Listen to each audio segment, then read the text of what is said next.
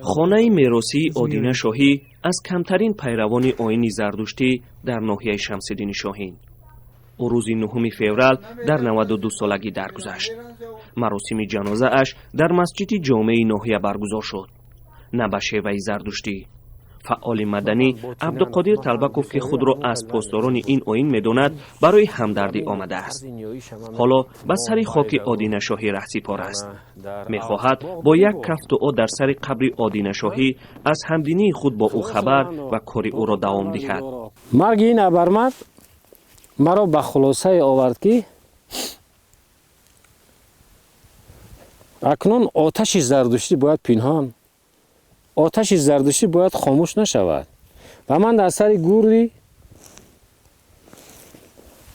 بابای آدینه شاهین میگویم که من موظف میشوم که آتش زردشتی را من تا میتوانم فروزان نگه میدارم. زردشتی یک آیین قدیمی پیش از اسلام است.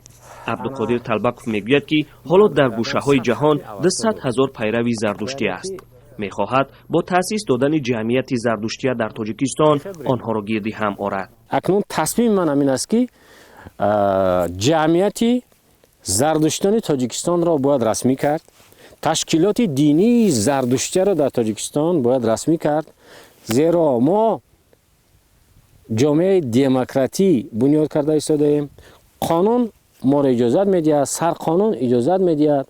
گذشته از این حدود 200,000 نفر زردشتی در تمام عالم بی‌صاحبند و جزیره آزادی اقوام آری حالا تاجیکستان است. تاجیکان تا پذیرفتن دین اسلام از دین زردشت پیروی میکردند. در عصرهای 8-9 تاجیکان اسلام را پذیرفتند. حالا بنا به آمار رسمی زیاده از 93% اهالی تاجیکستان مسلمان است. شماره زردشتیان در تاجیکستان معلوم نیست. مبلغان اسلام این دین را دروغ می‌دانند و زردشت را پیغمبر نمی‌حسابند.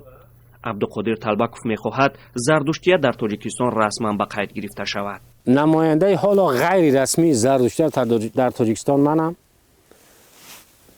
چون رسمیش کردم نماینده رسمی، یعنی تصمیم گرفتم که جمعیت زردشتیان تاجیکستان را از طریق وزارت عدلیه به قید بگیریم و تشکیلات دینی زردشتیان تاجیکستان را از طریق کمیته دین.